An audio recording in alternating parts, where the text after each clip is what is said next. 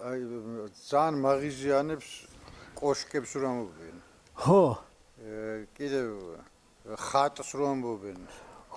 ეგ და ხევისბერს რომ ამბობენ ხევსურეთში. ხო.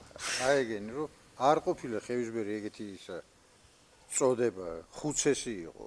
კი, რა თქმა, ეგ იყო ჯვართსალოცავის კოშკი. იყო ციხე და ქვითკირი. ახლა ხო, აი ესაც იგივე ის არის. ბარში მაგალითად ციხე აქვს რომ იტყოდნენ, ხო? ეს აი ეს არის ციხე-დარბაზი. ციხე-დარბაზი. ეს მთლიანი კომპლექსია რა და იქ იგულისხმებოდა თავდაცვითი ზღუდე, იგულისხმებოდა კოშკებიც, იგულისხმებოდა სხვა რაღაცა ნაგებობებიც, საცხოვრებელი და თავდაცვითი კომპლექსი იყო რა მთლიანად. აქ არის მე ვამბობ ლიტერატურული, მეცნიერული ტერმინზე აქ საუბარი. და ეს მეცნიერები ამას კოშკების უწოდებენ. ხო. შატილის ნებისმიერ ქვითკირზე კოშკიო. კოშკი ნომერი ესედეს. კოშკი არ არის ეგ. არა, კოშკი არ არის, ის არის ციხესახლი. ხო, ციხესახლია. იმებს არ ამბობენ, არა. არა, ქვითკი ხო. ასევეა მუცოშიც რა. კოშკი შეიძლება ვთქვათ, აი დაბლა ფერდობზე რომელიც არის, თორღვას კოშკია თუ ციხე, მაგრამ ეგეც თორღვას ციხეა და კოშკი იყო ერთადერთი გამხოლოებული რომელიც ხო. არა, ვიცი ახლა საცანთლე კოშკი. ხო.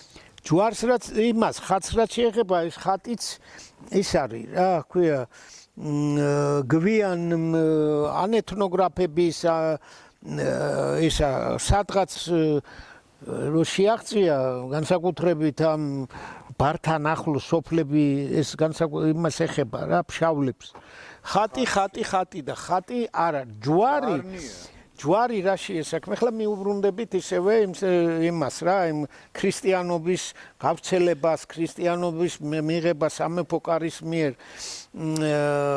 მირიანის დროს ხო აი მაგ დროს ხდება წმინდა ნინოც როდესაც უკვე მონათლავს სამეფო ოჯახს აი მაგ დროს იქ ჯვრების აღმართვაზეა საუბარი მთელი აი როგორ ვერაღა ისაქნეს მოჭრეს იქ ერთი დიდი ისა და ჯვრის ის უნდოდა რა ფეხზე წამოყენება და აი ეს მთელი მისტერიებია რა იმაში რა ქართლის ცხოვრებაში ასახულია ამ ჯვრებთან დაკავშირებით მერე მივიდნენ წმინდა ნინოსთან და ორნი ვარსკვლავნი მოძრაობენო იმაზეო რა გამოჩნდენო და რისი ნიშანია ეგაო და წმინდა ნინო ეუბნება რომ სადაც გახყევითო მაგათო და სადაც გარჩერდებიანო აი იქო ჯვრები აღმართეთო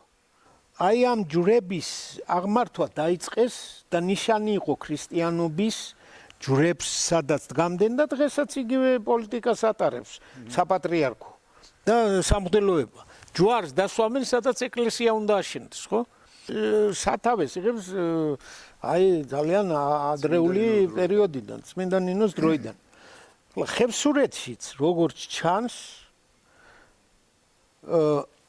არა ჯვრე იმის რა ქვია რაღაცა ქვის სვეტებს და იმას კი არა ხის ჯვრებს როგორც ჩანს დგამენ და აი ამას ლოცულობენ და ის სამღვდელოება ვინც არის თავდაპირველად ვამბობ მე მეოთხე მეხუთე საუკუნეს გულისხმობ ან შეიძლება მაშინაც შენდებოდა აი პატარა სამლოცველოები მაგრამ ჯვარი აი ჩვენი სალოცავები სახელდება ჯვარი და ჯვარჯვარისკარი აი იმ ჯვრებიდან მოდის არაფერი წარმართული არ არის ეს არის წმინდად ქრისტიანობასთან დაკავშირებული სახელწოდება ჯვარი ჩვენი სალოცავების და მე ეს ხატი რო შევიდა ეს ხატი აი იმას ალექსი ჭინჭარაულს ქონია 76 წელშია გამოქვეყნებული მისი ერთი სტატია ჯვარის და ხატის ეტიმოლოგიისათვის და იმასაც ახლა მე რო უკვე რაღაც ამას ჩაუღრმავდი ამ საკითხს ხო ამ თემას